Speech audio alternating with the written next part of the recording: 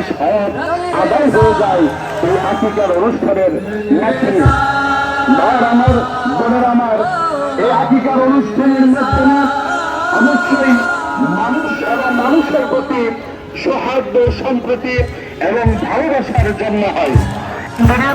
তোমরা বকরি জবাইয়ের মাধ্যমে অর্থাৎ পুত্র সন্তান হলে দুইটা বকরি জবাইয়ের মাধ্যমে এবং পুত্র সন্তান